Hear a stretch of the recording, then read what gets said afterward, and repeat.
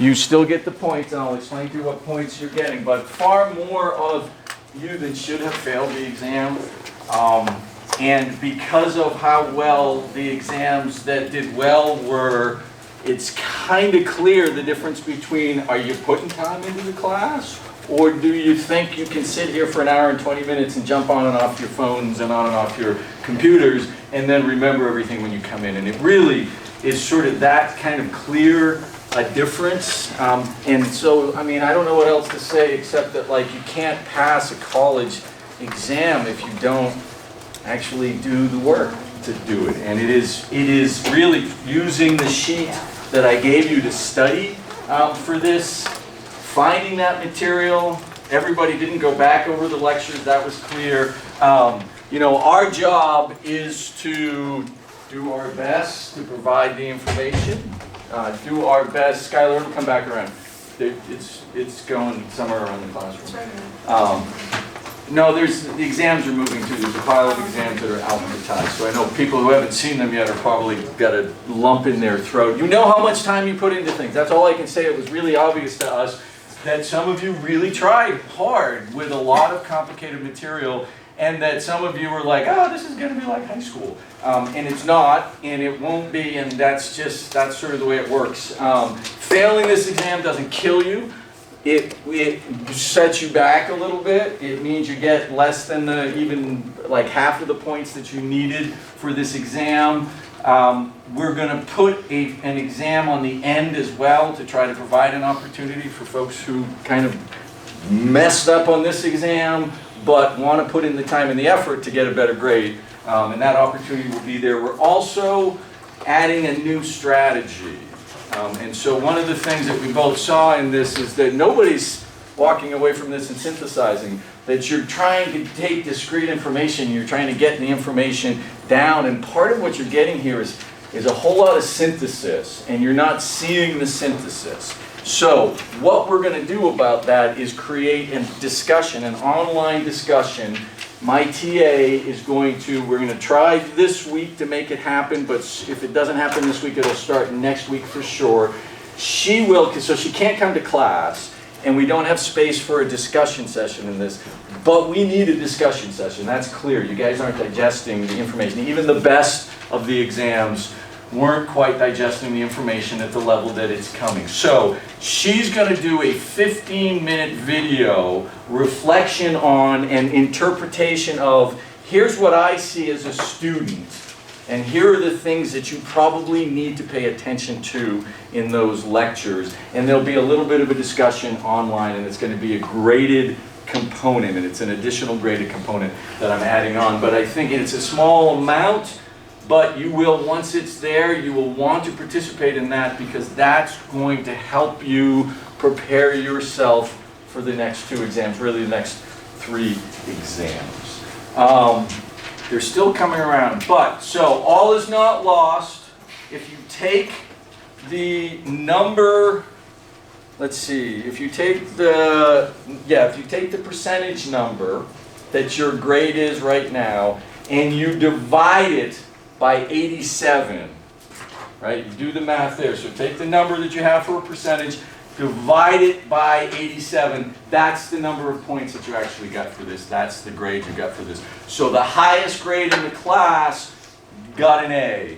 A whole lot of C's became B's. A number of B's became A's. A number of D's became C's. And so you just do that math, you'll see how that turned out. But still, far too many of you fell below even the threshold of passing the exam. Any feedback you want to give me on that? We were actually a little surprised. And I know it's a downer to talk about not doing well. Ross? Could you say that math one more time? So if you got, let's say, for example, you were the person who got the 87%. You'll take that 87 and you'll divide it by 87. If you got 73, you'll divide it by 87. And so 87 is the 100, essentially, is the top grade. And we've scaled up to that. We've assumed that that's the best that could be done. And your grade is then calculated against that. Yeah, we've got more. If you didn't get one, yours back, they're right here. Sean, Sean? When it comes to the definitions, how did you go about writing the definitions? Because it seems like the definitions were like, I know you guys kind of wanted to verbatim as what you discussed in class. We wanted what was delivered in class. So, and here's the thing. So if you think, and honestly, this goes for all of you. A, we couldn't always read everything. B, we graded a lot of exams. So this is the reason I gave you this handout, is so you can look at, here's what the benchmark was, here's what I got, and see how we evaluated. Now, if you think you have a sufficient answer and we missed it, come and talk to me. So I am happy to re-look at any one of these exams. You want to make a case for an answer that should get more points, etc.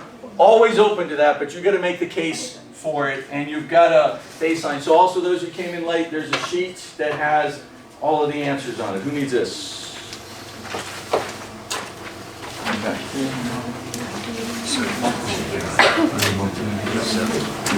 Everyone else has got the sheets. So divided by 87,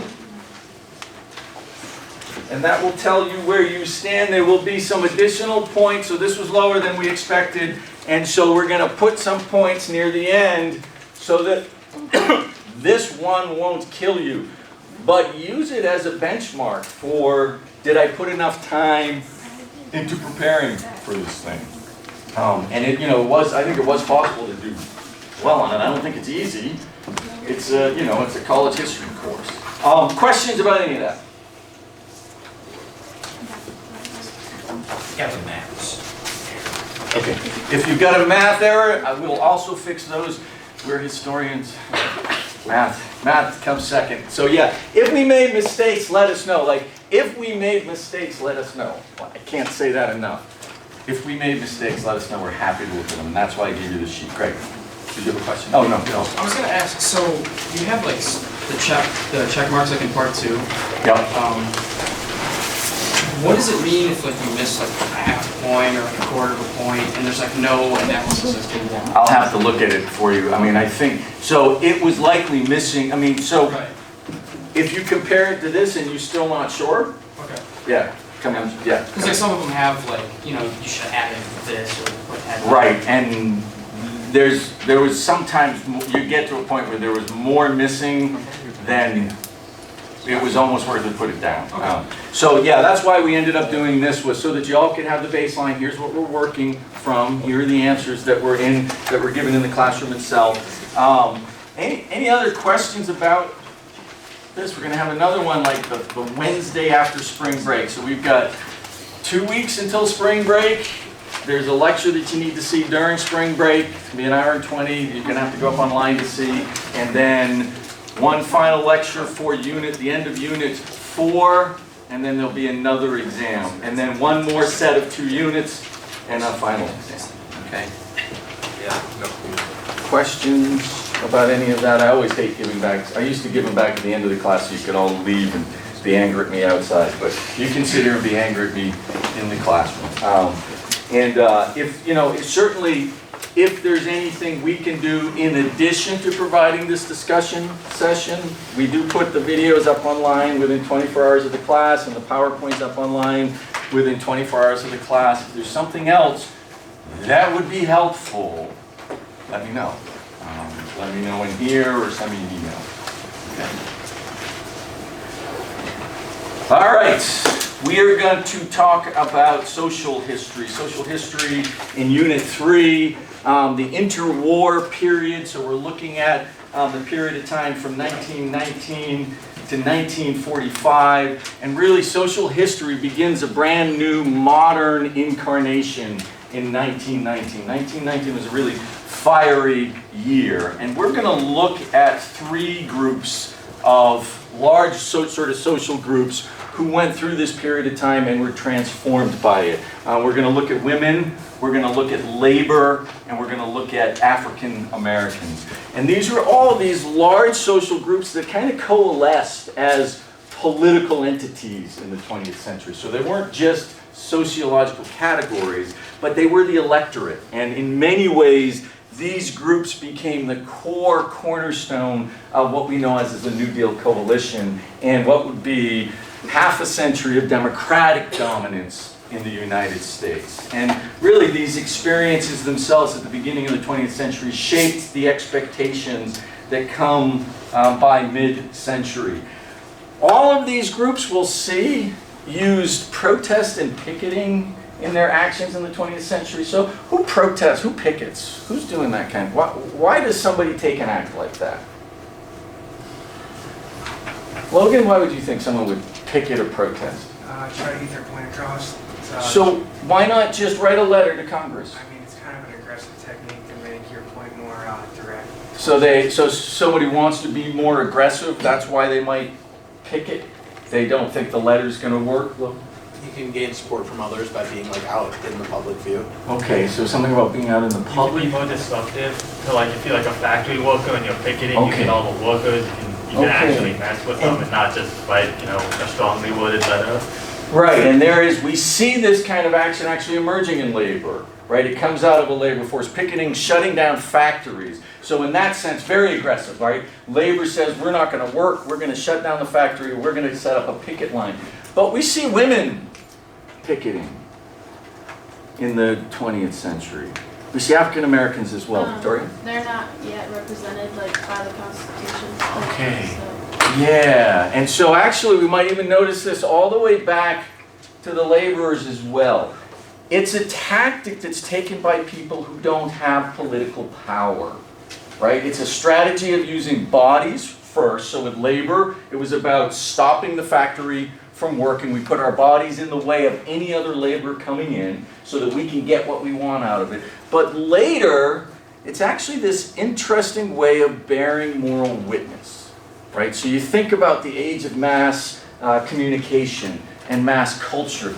This is when we begin to see picketing not as an economic activity to try to stop a factory from bringing scabs in, but as a political activity from somebody who's disempowered, from a group that is disempowered, that doesn't have access necessary to political power, as a way of getting access to political power. And it runs across. We'll see it emerging in all three of these social groups. But we want to remember, while it looks aggressive, it in fact is a sign of weakness. And it's an effort to cause those who have power to have a conscience. It's about bearing moral witness, like, oh, right, they're out there in front of the White House. Maybe we should give the vote to women. Getting Wilson to reflect on his own conscience. And all of these activities are also impacted by mass culture, so shaped by mass culture in the 1920s. That's what runs through all three of them. And then reshaped by the Depression and by World War II. And all three groups we'll see at the end stood poised to really gain from the 20th century. By the end of World War II, they saw a whole lot of opportunity emerge out of this cauldron. So just a reminder, here's our map. So we're running 1919 through 1945. This is our interwar period. And just a rough outline, the PowerPoint will be up online. So you can get this, to take pictures of it. It's actually accessible in Carmen. So let's start with recognizing this major demographic shift that marked this period of time.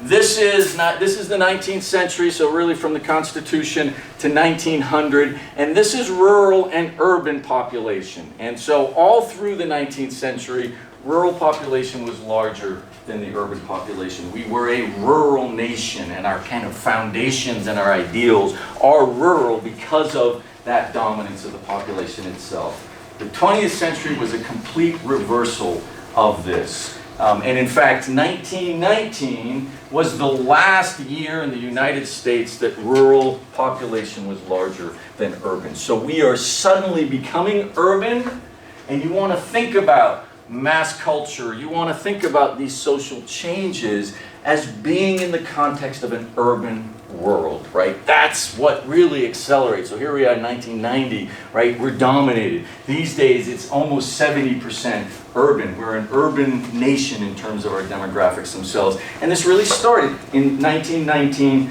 and 1920. We'll start with Well, so 3 things in 1919 I want to tell you about. First, women. What's important in 1919 for women?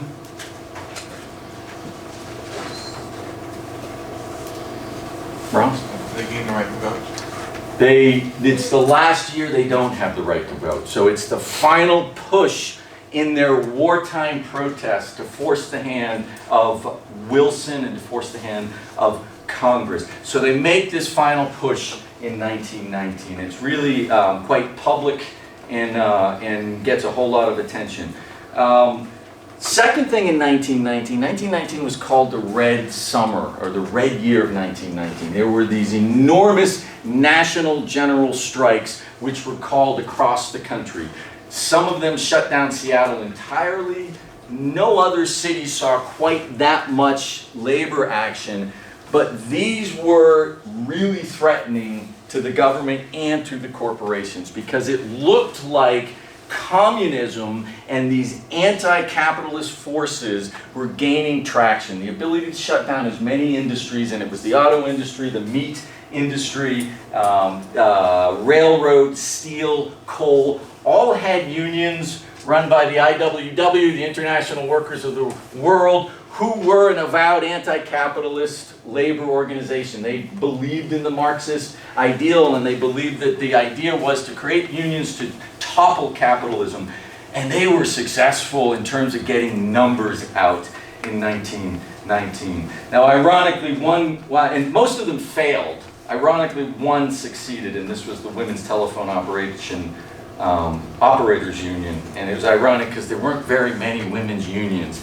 But the one that goes out on strike in 1919 actually succeeded in getting what they wanted. All of the rest of them failed in 1919. And then the other thing in 1919 was more than a dozen cities blew up in race riots. It was the Red Summer, not just because of communism, but also because of the violence. And violence, whites against blacks, in places where blacks have been successful over the last decade or so leading up to it. So let's start with the women. Women were, as you might recall from a couple of lectures ago, advocating during the war, marching, setting up these public protests to call for the vote itself. The marches had been going on through most of the teens, but when the war set in, one activist, Alice Paul, developed a strategy that would ultimately break the hold on it and break the resistance to it. And this was to picket the White House.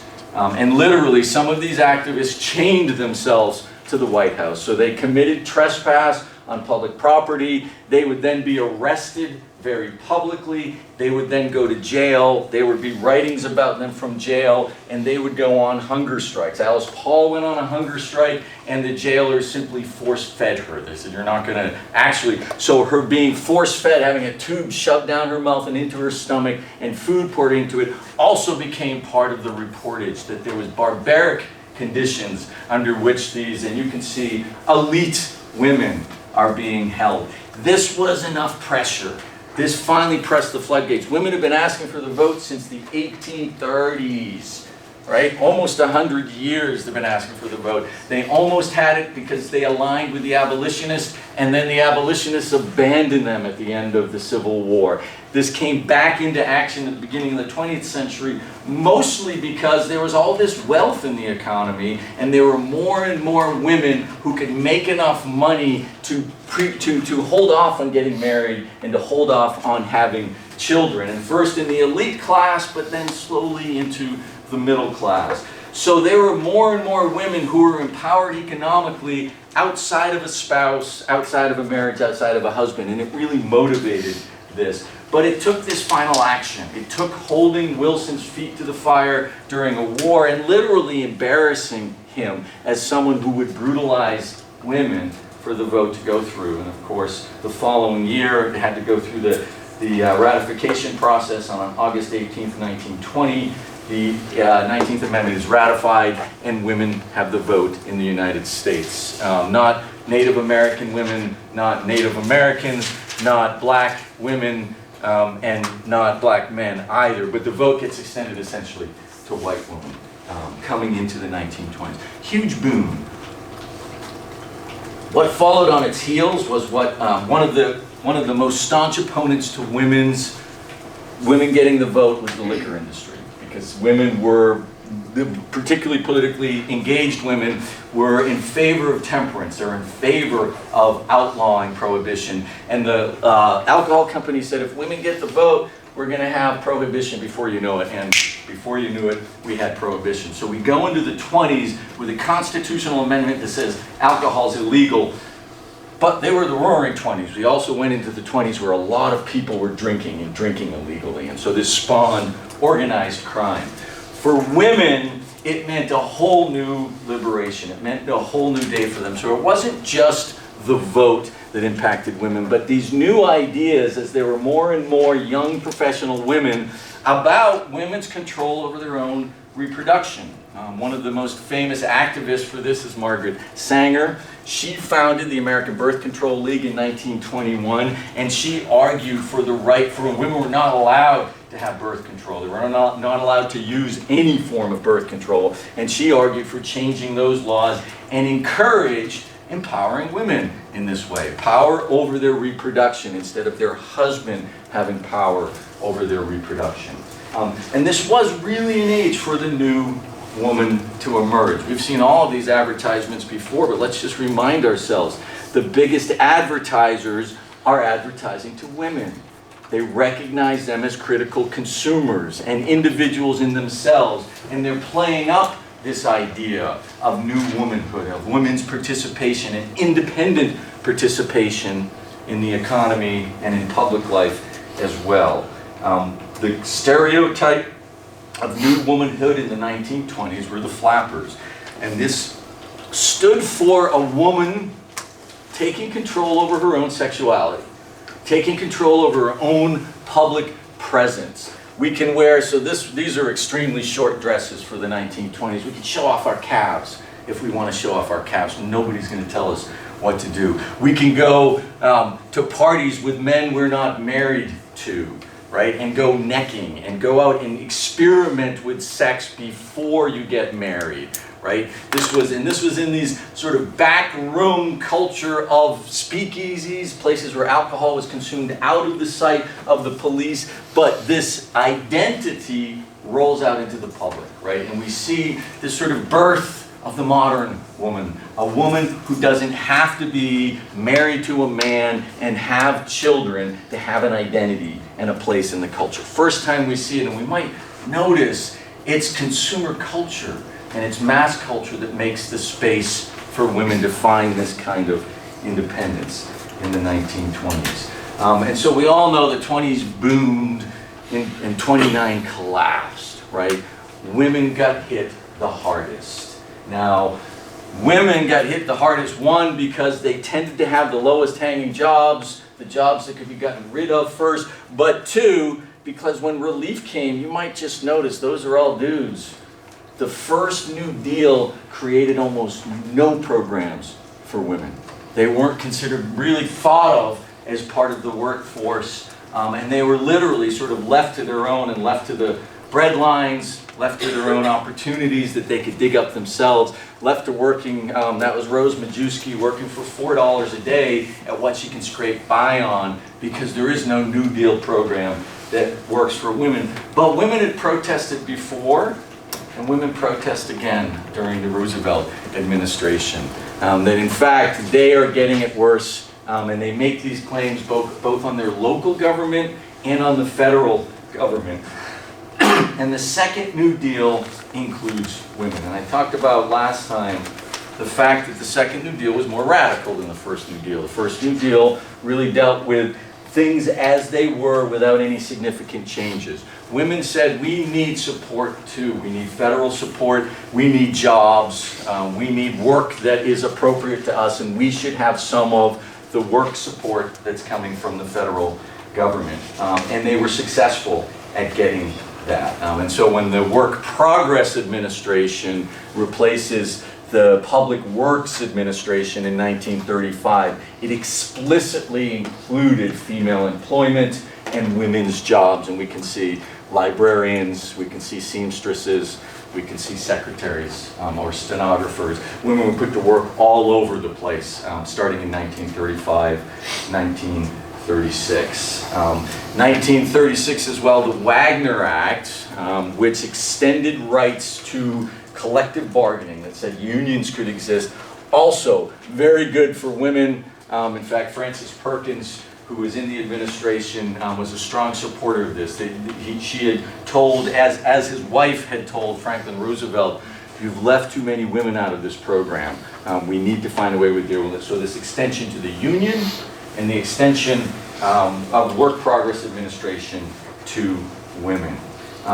So for the second part of the New Deal, women were some of those who were being reemployed. Remember the employment line going up, and saw their lives improve as a result of the New Deal.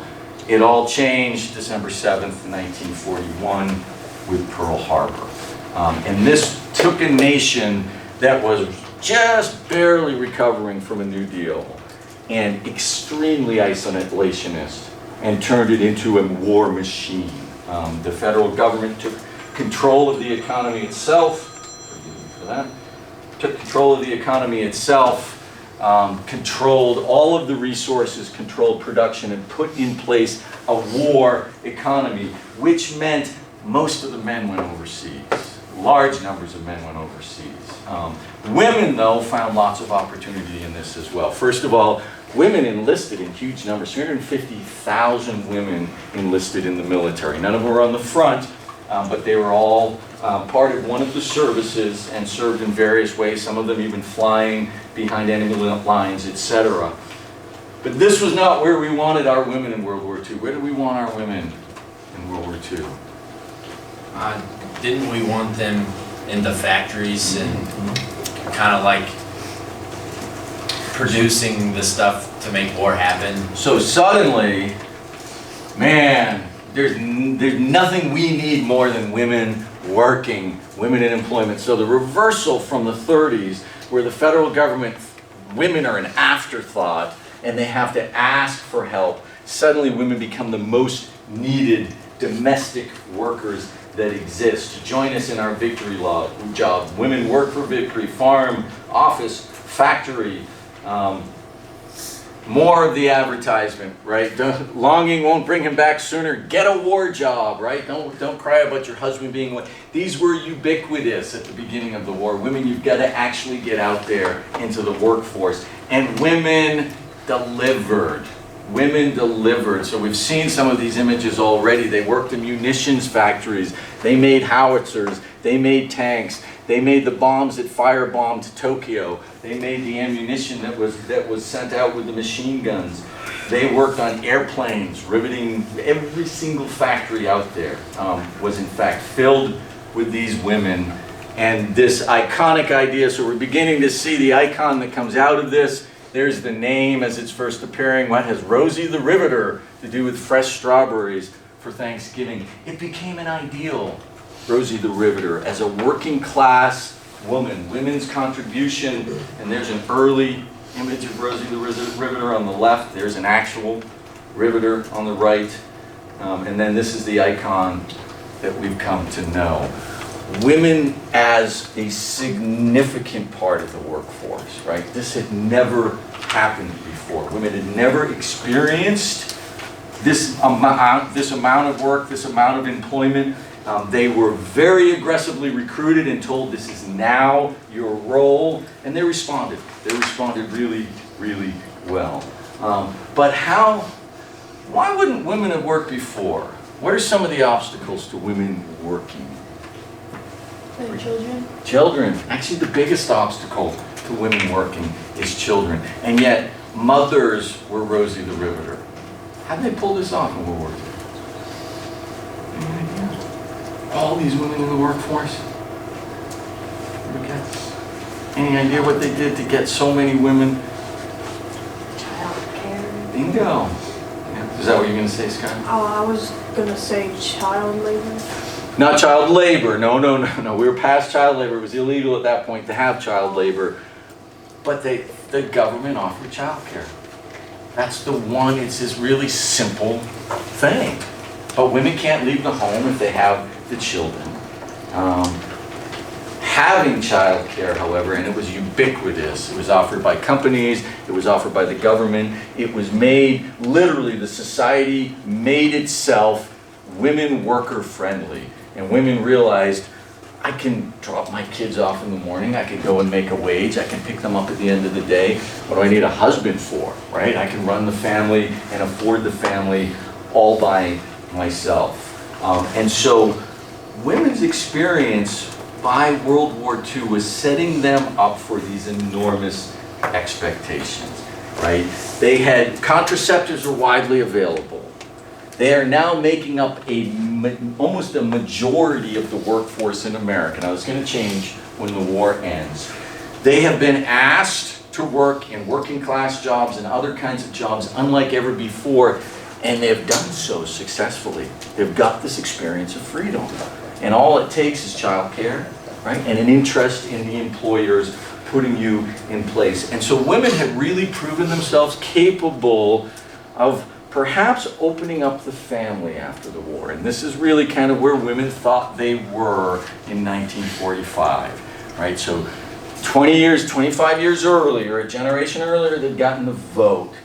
Women's liberation had emerged in the 20s. They'd been left behind by the New Deal, but they lobbied for their inclusion and the government responded, and then they became the most important workers in America, and they were making wages themselves. It felt like a new day. It felt like when the war is over, women are going to have a different place in American society. That's where they sit in 1945.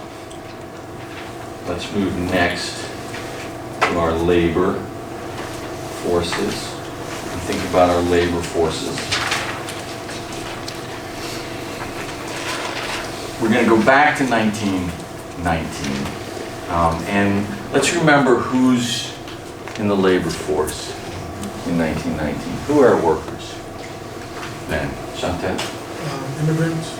Immigrants, yeah. Immigrants, they're working in unskilled mass production jobs, often the least unionized, certainly the least unionized jobs during the 1920s. Assembly line workers, usually immigrants who have, and since really the 1880s, been living in ethnic communities, working in ethnic jobs, working in a chain migration. And so in 1919, what business had experienced in terms of labor forces for the last 30 years had been these really violent strikes and these really violent episodes that were often led by left-leaning socialist, communist immigrants who'd come in with ideas of Marx, etc. So when the war ended and the strikes struck across the country in 1919, a general strike, this is from Seattle. Seattle was shut down completely. American business was terrified. They were terrified. They thought it was possible that we were right on the brink of some kind of communist revolution. Now the end of this, the end of 1919, was something that the businesses who got paranoid didn't notice because the unions lost. Only that telephone worker union won in 1919. And companies throughout 1919 have been supported by federal government and state government forces. So the reality, if they'd looked closely at these actions in 1919, was there wasn't a lot of cohesion in these communities. But their fear was this was the result of ethnic ties in the workplace itself. This was because these ethnic communities and these ethnic unions were creating an anti-Americanism within the factories, right? This was a real problem for them. And so they looked out at their workforce and they saw danger. They saw danger in the fact that Lithuanians were hiring their cousins and their people from back home and putting them together in the workforce. They looked out in the ethnic communities and they saw danger in ethnic grocery stores and in ethnic societies that took care of their own, mutual aid societies, and ethnic neighborhoods themselves, because for them, that was the source of this radicalism. And so they decided in the 1920s, following the 1919 uprisings and general strikes, to implement a new system in their factories, in their workshops, and in their manufacturing, called sometimes the American system, called sometimes corporate welfare. This was an effort to break down these ethnic ties, right? So there was, labor looked out in 1919 and they saw weakness. They saw they couldn't organize well. They saw they couldn't win against the companies. But corporate America looked out and they saw general strikes that shut down their business.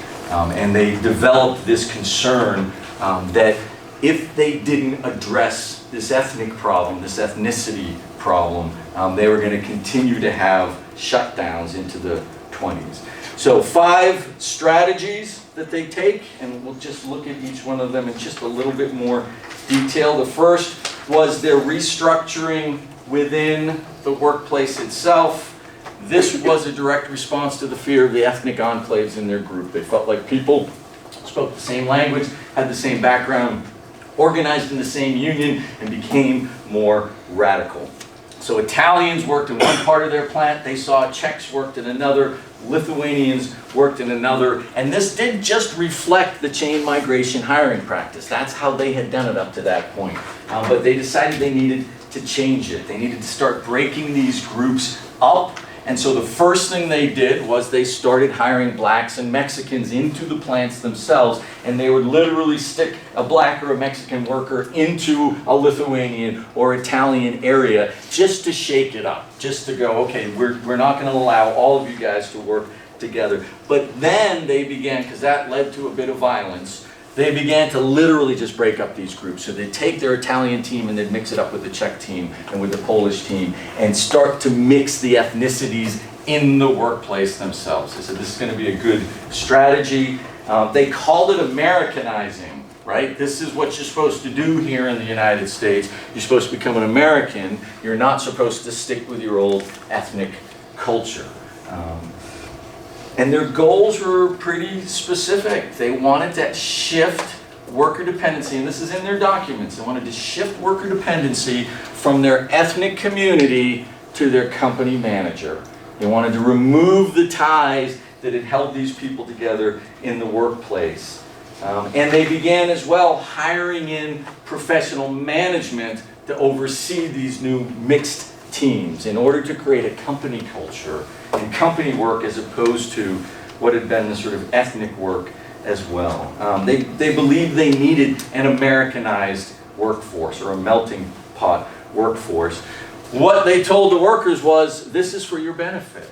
This is actually good for you. This is helping you become integrated into American society. This is helping you become a better American citizen. It'll be good over the long run. But their ultimate aim was to break the ties that they felt made those radical unions so strong. Another strategy they took was to begin to create rewards for workers through both wages and promotions. So they told workers, don't join a union to shut down the company to get a higher wage. Work harder. If you work harder, if you do more in your shift, we're going to notice you, we're going to reward you as a company, and we're going to give you one of those manager's jobs. So you can get higher wages and more promotion based on individual initiative, right? And again, this was an effort on the part of the companies to break down the idea that I do better by joining with my comrades and shutting down the factory and asking for a wage. They said that's not the right way. The right way is work harder and be rewarded for that. And so it's to shift the power from the labor unions to the management of the company as well. My fate is in the hands of my manager. And in fact, what it requires as well on the individual is a more dedication to the company. This company has rewarded me. I have gotten a higher pay. I have been promoted for my hard work. I have more loyalty to the company from this as well. Third strategy was what they called industrial democracy. So unions often form in order to force the hand of the company to do what labor wants. And companies said, well, we'll just create committees. We'll give workers a place on committees so that they have a role in the decision-making of our company. They become part of the management itself. And the idea as it was presented to labor was that workers could participate in company policies, management might bring decisions to them and ask for a consensus, help us decide on this issue. And again, the goal is to foster worker identity with the company and investment in the company as opposed to the union. And then to compete with the mutual aid societies of the ethnic communities, they also created company welfare programs. So the first you ever see of something called sick leave offered by the company. You work here long enough, you can take a day off if you're sick. If you advance in this company, you can get paid vacation leave as well. You can take time off and get a salary for it. And companies began creating pension benefits as well for these workers. All of these started small, but grew over time, over the 1920s.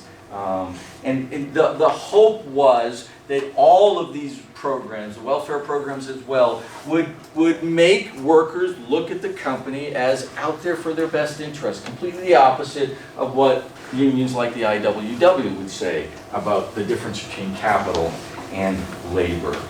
They also went outside of the factory and they began to try to create community involvement and social events. They didn't want to leave it to the ethnic groups in the communities. They wanted to be a force in community life itself. And so companies started paying more attention to leisure time activities. What are you doing on your Saturdays? What are you doing on your days off? We see companies begin to organize bowling teams, baseball teams. Companies start to publish company magazines that go out to all of the employees, things they can take home. Companies organize social events, the picnic in the spring, the picnic in the fall, and they begin to invest in specific community groups. So they won't invest in the Italian Mutual Aid Society, but they will invest in the YMCA, Young Men's Christian Association.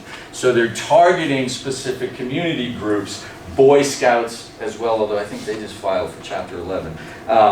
Investing money in community groups that are going to Americanize the workers as well, right? And again, the company's trying to show that they're responsible. We are the responsible. Don't count on unions, count on us. And they sought not just to compete with the ethnic communities, but they sought to create a new unified workforce allied with the company, as opposed to allied across its ethnicities. And this effort, these efforts, this corporate welfare, or this American system across American business, reshaped labor's identity in the 1920s. It had a very powerful effect. Now, in most cases, the programs themselves actually failed, right? People's employment was sporadic still in the 1920s. So you lost a job, you lost any of the benefits that went with it.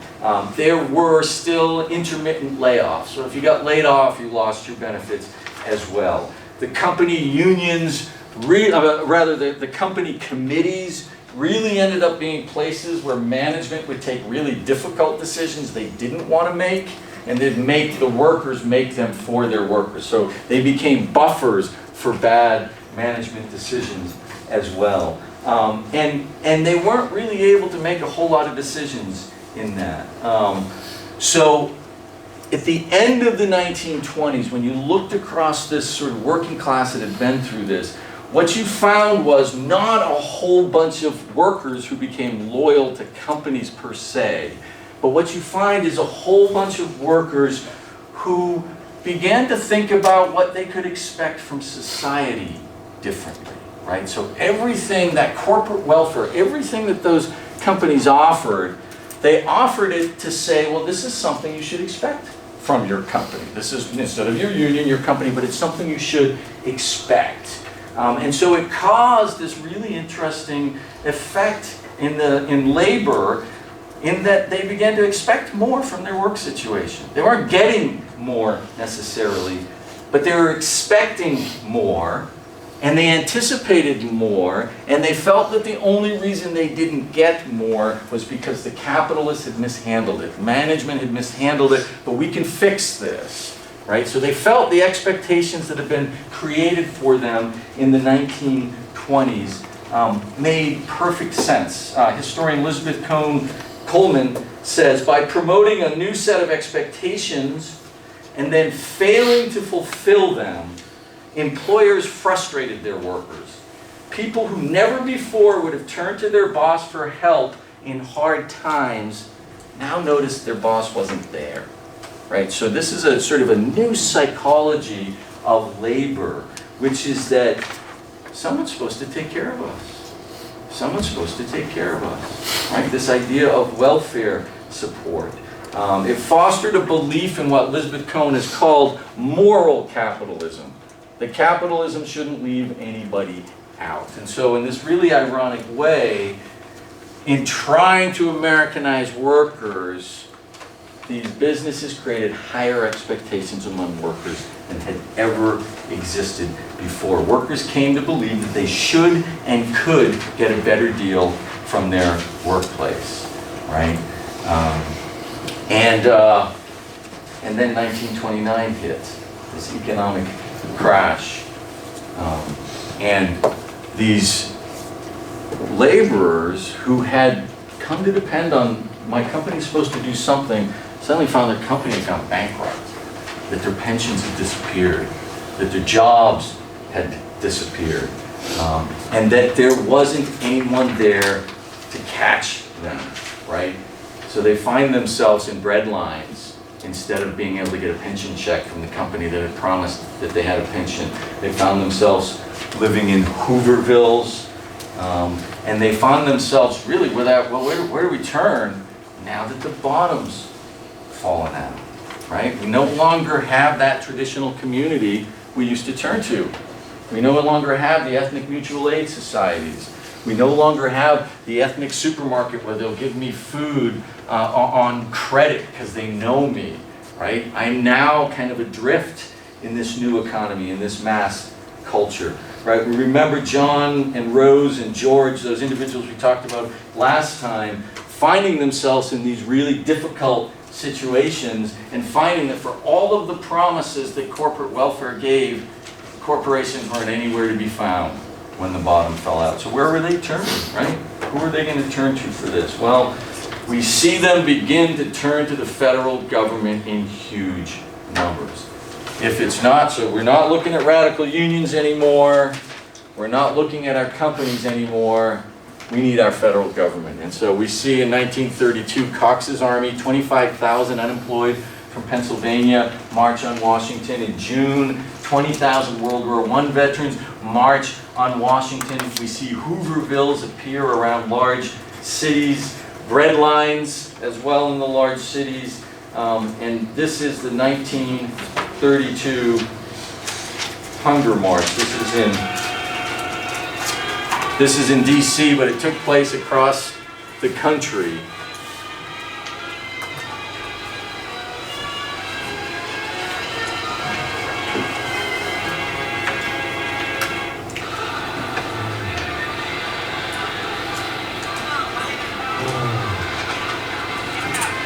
There are about 30,000 in DC, hundreds of thousands around the United States, and they're marching. What are they marching for? What's the march doing? So this is part of that picketing. Who's this for? What do you think? Maddie, what do you think? Who's this for? The poor. So the poor are marching, but who do they want to see it? Like, why are they picketing? Show them that, like they need something, like they can't just be living like this. Yeah, and so this is one of those pickets. So this is 1932. This is one of those moral conscience pickets. This is an effort to say in Washington, D.C. and other big cities, somebody's got to do something about this. And that somebody was the federal government, right? So Hoover is saying through this period, No, it's not our role, things are going to get better, but there's another person who comes along who fills that gap that labor had been looking for. Roosevelt promises national relief. Roosevelt promises jobs, right? And Roosevelt, he gets elected on this and he delivers, right? Civilian Conservation Corps employs 4 million young men. These are the children of the laborers who've been thrown out of work, 18 to 25. These young men, these urban men, are placed all around the United States in CCC camps to engage in trail making, in tree planting, in campground making, all kinds of conservation activities. Those are the camps in 1938. So the federal government becomes the welfare state. The federal government jumps up and jumps into this role that's been developed among labor in the 1920s. The second New Deal, the Work Progress Administration, this creates all kinds of jobs as well. Highways, airports, bridges, dams, schools, 8.5 million people. People are being put back to work. These are the laborers who can't turn to their companies anymore. They turn to the federal government. Just to give you an idea of the WPA's footprint, these are all the counties in which schools were being built in 1936. So the investment was national, and it was into this labor force everywhere. And then I mentioned this last time, in 1935, the National Laborers Relations Act was passed, the Wagner Act, which once and for all said the federal government recognizes the right of organized labor. It says no company can prevent people from creating a union on their plants. You can create a closed shop. Everybody know what a closed shop is? There's debates about it here in Ohio. Everybody know what a closed shop is? Union, so it means you get a job at a place that's covered by a union. You have to join that union when you get that job. So I get a job, one of my first jobs out of college was at the University of Montana, and I looked at my first paycheck and I was like, where's that $25 going for that acronym I don't recognize? I was enrolled in a union and they were taking $25 out of my paycheck, whether or not I wanted them to. So this says, any place where a union is established, it gets a stranglehold on it as well. It was wildly powerful for unions. This is what unions have been waiting for, except that these unions were different than the earlier radical unions, right? These were Americanized unions. AFL, CIO, across the industries, the unskilled industries, they get the right to strike. And in 1936-37, in the heart of the Depression, they have this massive sit-down strike, which calls for the kinds of conditions that labor thinks are appropriate. 40-hour work week, 5% wages, and continued right to organize.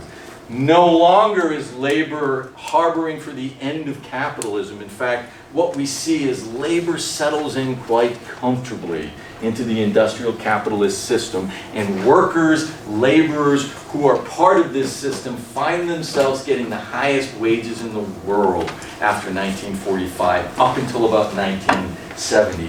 It's labor that boosted regions like this up until about the 1970s, because you could count on getting a job that paid $40,000 to $50,000 a year with just a high school degree. So they institutionalized a labor force. And then, so the AFL-CIO goes out on strike in the middle of the Depression. Like, what is going on? But this was okay with Roosevelt. Come 41, same thing, December 7th, 1941. Okay, all bets are off. Everybody's going to war, right? Labor goes to war as well. Labor agreed not to strike. They had a couple strikes early in the war, but then they agreed not to strike during the war. And men who were in some of the camps, men who were in some of the work progress, start to enlist in the military. Young men, older men, etc. Now Roosevelt, he was pretty radical. He actually created a program called the Civilian Public Service Corps. These are workers for that in 1945. This was a corps for workers who didn't want to fight, who were conscientious objectors, who for religious or moral reasons were unwilling to go and take up arms, they were given work in the United States. But labor was then put to war. And in fact, we see it in both campaigns, both in the European campaign and the Pacific campaign. 2 million Americans in Europe, 4 million serve in the Pacific, and 12 million in all, right? This is the labor force literally going to war. 1944, 1945, and then in Europe, so Europe was much bloodier, almost 500,000 Americans, 416,000 Americans died, 42,000 Americans died in the Pacific, far fewer died. But labor came through, right? It delivered, it made the products on one end, and it went and fought the war on the other.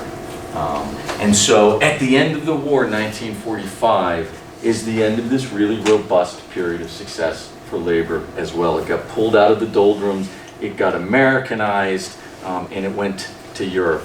1 million men are decommissioned in 1945, so 1 million men come back into the workforce, and by 1947, another 9 million enlisted individuals are coming into the workforce as well. And so there's this question at the end of the war, are we going to have another 1919? Are we going to see prices drop? Are we going to see labor get upset? But so we'll just leave it there. 1945, it's kind of this pinnacle for American labor, right? It's done really well. And then we'll look at our last group here. And this is the term that would have been used at the turn of the century, the American Negro, Black Americans. So we want to go back to the turn of the century to just kind of understand the nature of the debate in the intellectual black community. This is Booker T. Washington. He was the founder of the Tuskegee Institute. It was one of several black-only higher education institutes founded in the South, right, in Alabama. The idea was we need to just educate people. That's what we need to do. We need to educate. We can educate segregated. That's fine with me. In fact, in 1895, Booker T articulated what was known as the Atlanta Compromise, where he said, you need to put down your buckets where you are.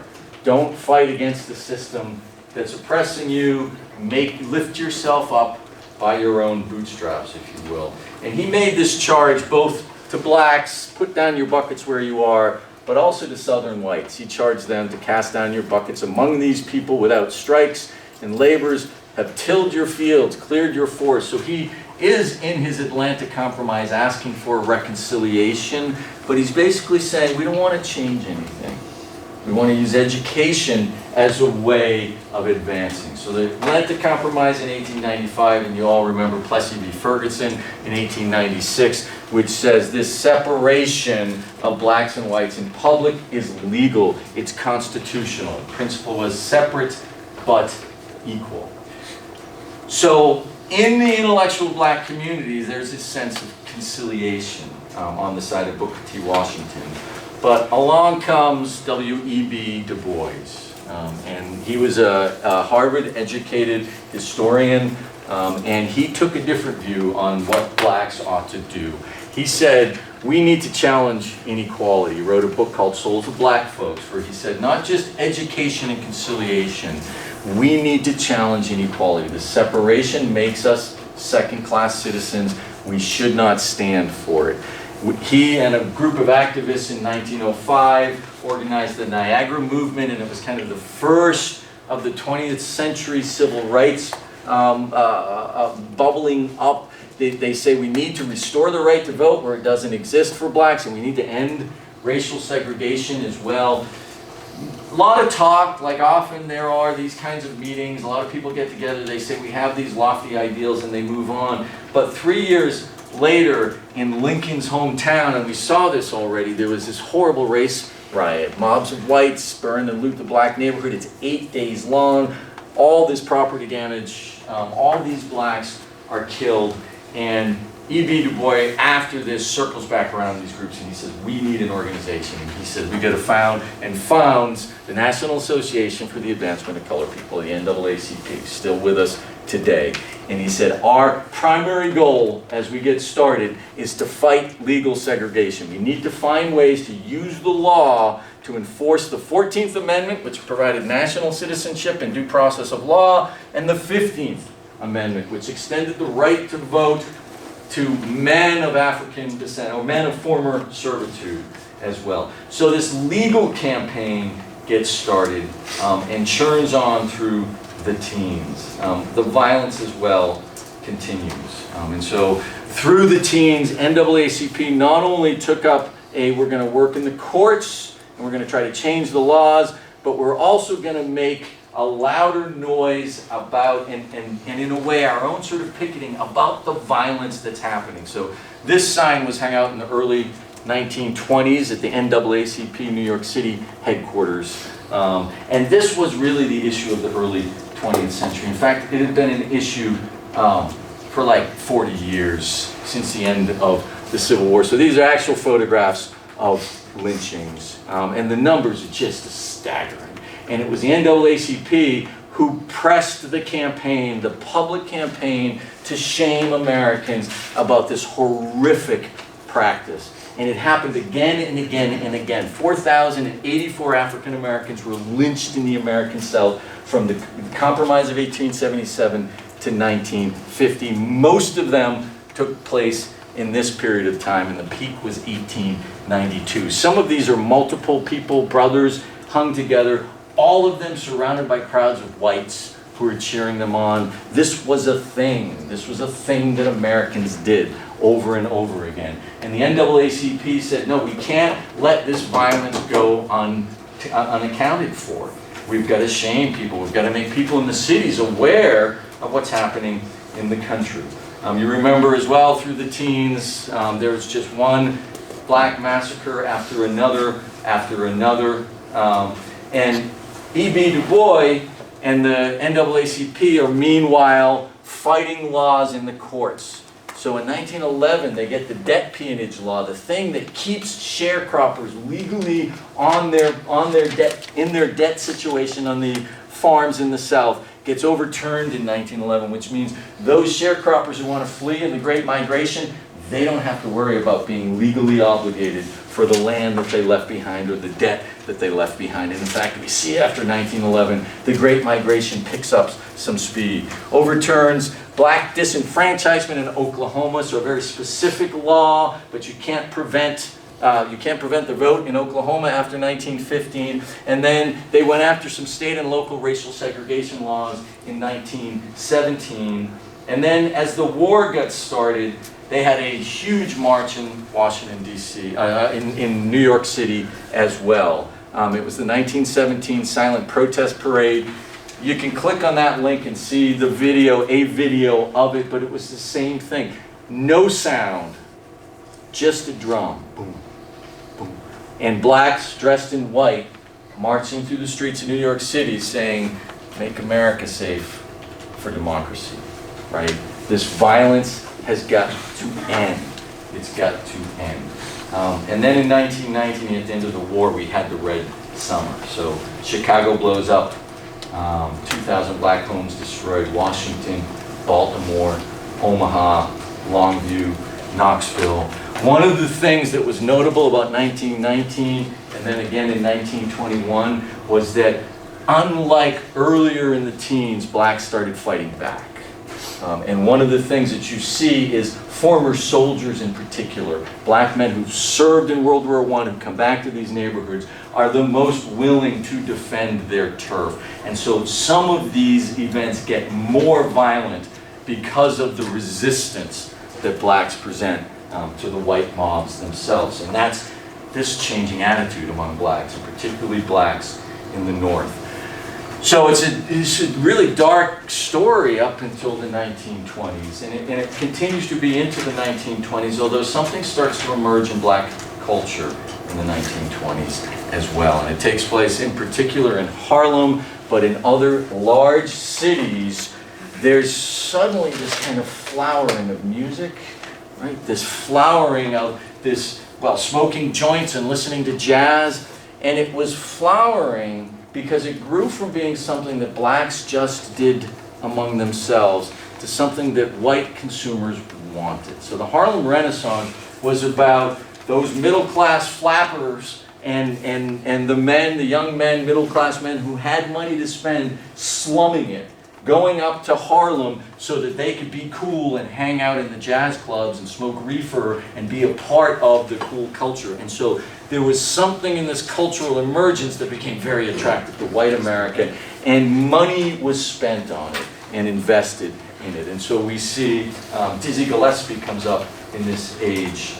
This idea of the new Negro, this idea that black Americans need to redefine themselves, that they need to throw off the past and figure out who they are in this modern world. And we see literature emerging to try to make some sense of that. Langston Hughes in his poetry, Zora Neale Hurston in her story of her Florida childhood, where she explores issues of race and gender in like the 1920s. So this huge uprising of culture that becomes a commodity, right? This is one of the things early on that blacks are able to sell to white Americans. Music, culture, etc. And we call this period the Harlem Renaissance. And so it seemed by the end of the 20s like blacks might be finding another place for themselves.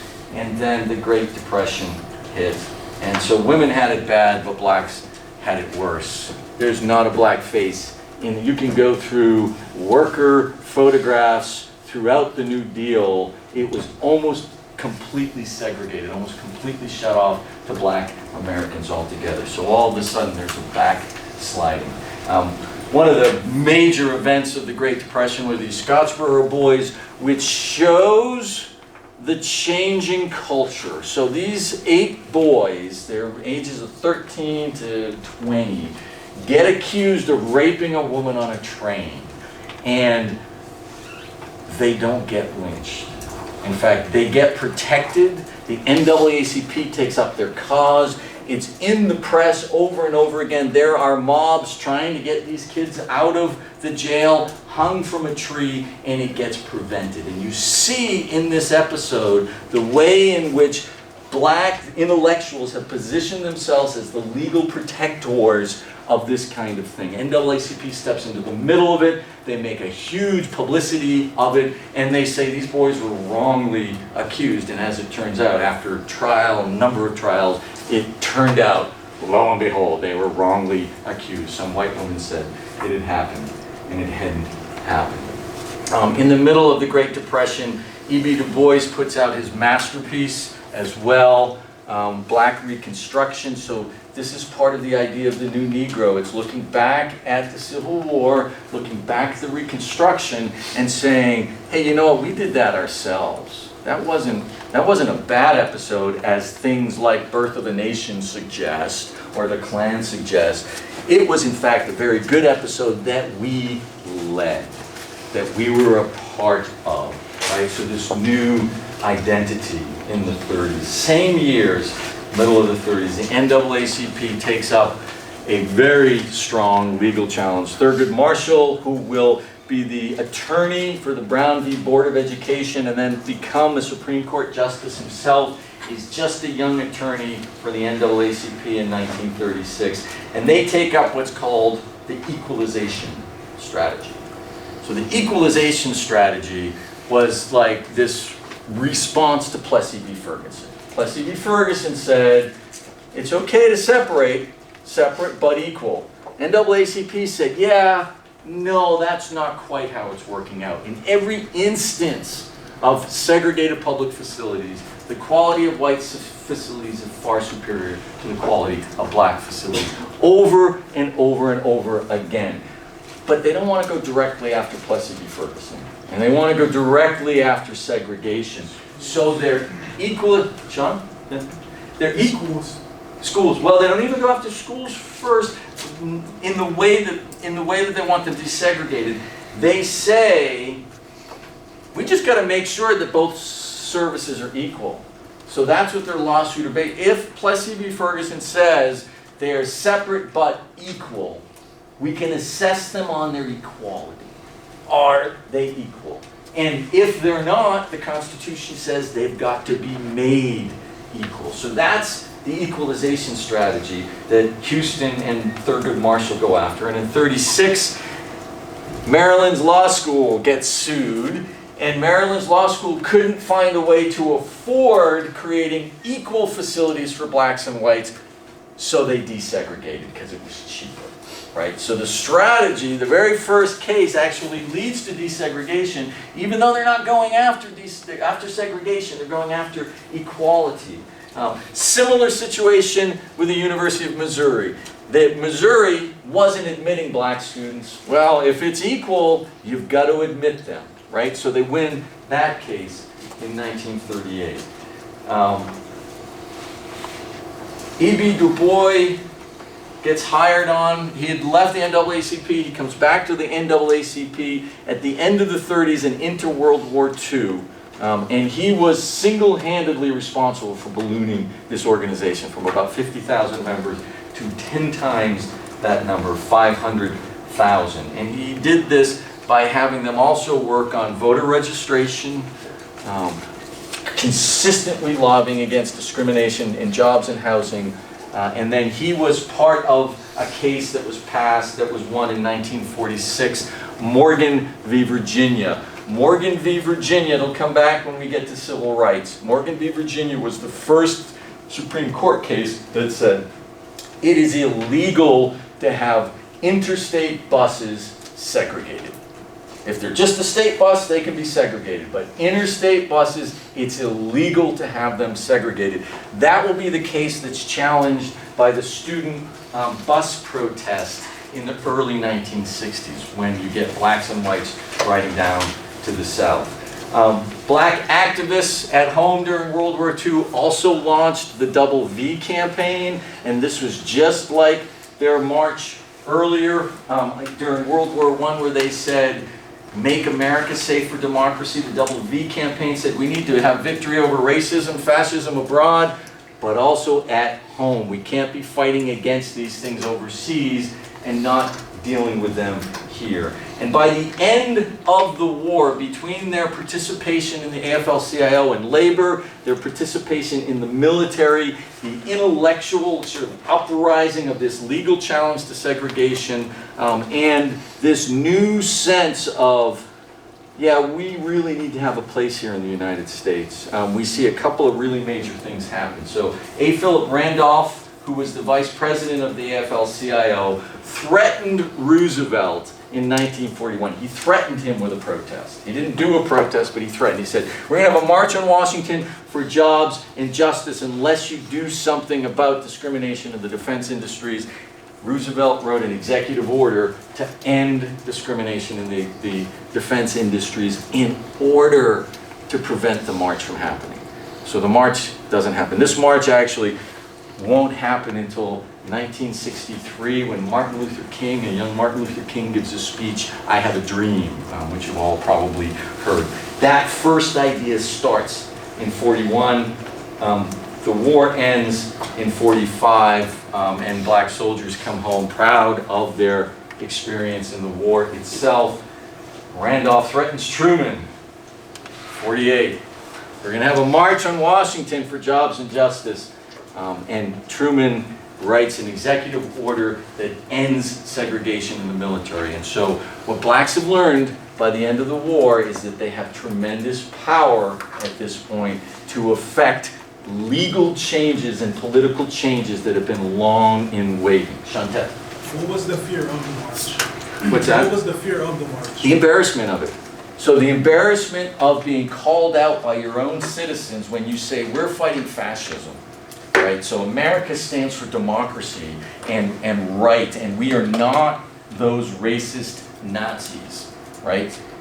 Well, except maybe we got some problems of our own, and that's what Roosevelt did not want on public display. So the risk of that moral embarrassment was enough for both Roosevelt and Truman in the 40s to put executive orders that said at the highest level of the federal government, we don't believe in discrimination and we don't believe in segregation. So blacks come out of World War II expecting things to change. Women come out of World War II expecting things to change. and labor comes out of World War II, expecting things to change.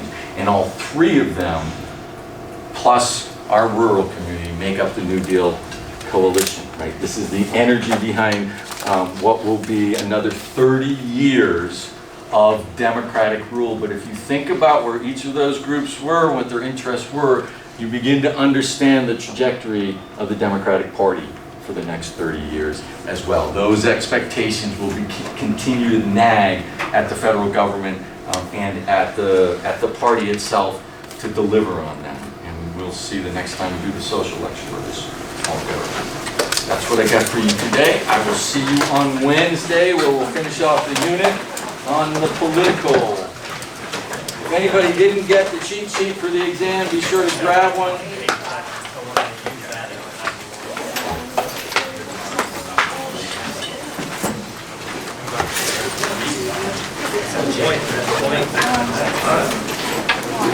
Right, I'll have